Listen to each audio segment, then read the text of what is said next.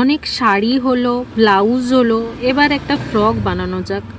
ছোট্ট একটা ফ্রক নিয়ে বসে গেছি, একদম গোলাপি রঙের, একটু ডিপ গোলাপি, যদিও এতে রঙটা একটু অন্যরকম দেখাচ্ছে। আর বুকের সামনে ডিজাইনটা আমার আগে নেওয়া হয়নি শর্ট, তাই দেখাতে পারলাম না। পুরোটা করে নেওয়ার পর আমি পাড়ের ডিজাইনটা তোমাদের সাথে শেয়ার করছি। পাড়ে আমি এরকম কলকা কলকা করেছি, আর সাধারণত এর আগে আমি যত কলকা করেছি খুব ঘিঞ্জি কাজের করেছি, তাই এটাতে ভাবলাম আমি একটু হালকা করে করি, দেখা যাক জিনিসটা কেমন লাগে। আর স্পেসটাও তো অনেকটা এই জামাটায়, যদিও বা এটা মোটামুটি ধরো এই 3 বছরের বাচ্চাদের জন্য বানানো হয়েছে, 3-4 বছরের বাচ্চাদের জন্য।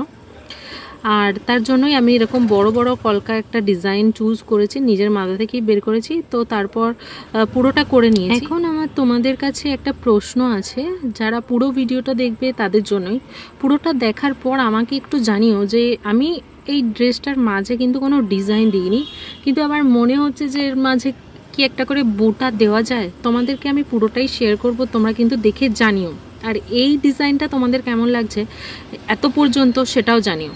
এই জামাটায় কিন্তু পুরোটা সুতির কাপড়ের হলেও সাইডে কিন্তু চিকনের কাজ করা একটা কাপড় অ্যাড করা হয়েছে, যেটার ফলে জামাটা বেশ ইউনিক হয়ে গেছে।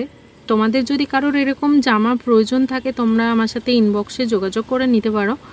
এতে আরও অন্যান্য অনেক কালারই অ্যাভেলেবেল আছে।